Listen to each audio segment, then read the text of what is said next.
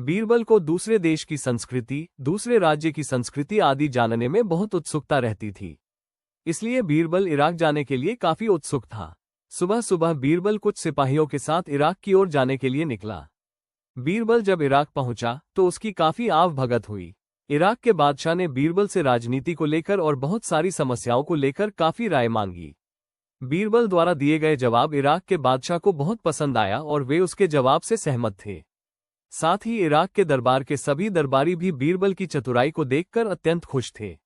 अंत में इराक के बादशाह ने बीरबल से एक कठिन सवाल पूछा।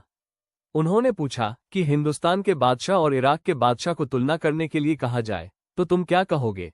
बीरबल ने कुछ देर सोचा और मुस्कुराते हुए कहा कि मैं अपने देश के बादशाह को दूज के चांद की तरह देखता हूं और आपको मैं पूनम के चंद्रमा की तरह देखता हूं।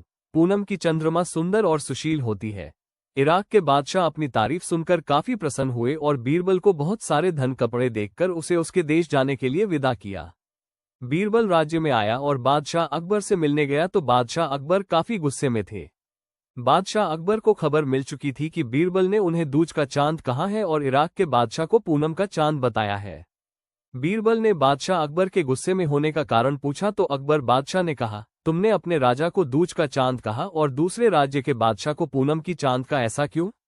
बीरबल ने कहा, जहांपनाह, मैंने आपको दूज के चांद की तरह अपने पराक्रम, कीर्ति और अपने राज्य को दिन दोगुना रात चौगुन बढ़ा रहे हैं, इसलिए मैंने आपकी प्रशंसा दूज के चांद की तरह की है। जबकि इराक के बादशाह को पूनम की चांद की तरह बताया है, जो कि रोज धीरे धीरे घट रहा है और अमावस्या की रात को वो बिल्कुल भी दिखाई नहीं देता।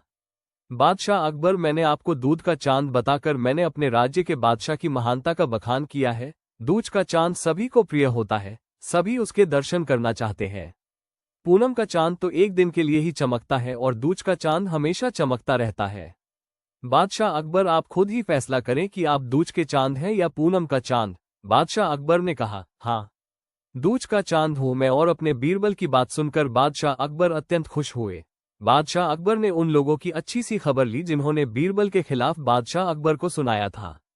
बादशाह अकबर ने बीरबल को बहुत सारे इनाम और कपड़े देकर सम्मानित किया। इस कहानी से हमें क्या सीख मिलती है? इस कहानी से हमें ये सीख मिलती है कि हमें अपने बुद्धि और अपनी वाणी का सही से उपयोग करके हर समस्याओं का समाधान कर सकते हैं। ऐसी ही और हिंदी मजेदार कहानियां सुनने के लिए हमें सब्सक्राइब करें और बेल आइकॉन प्रेस करना न भूलें।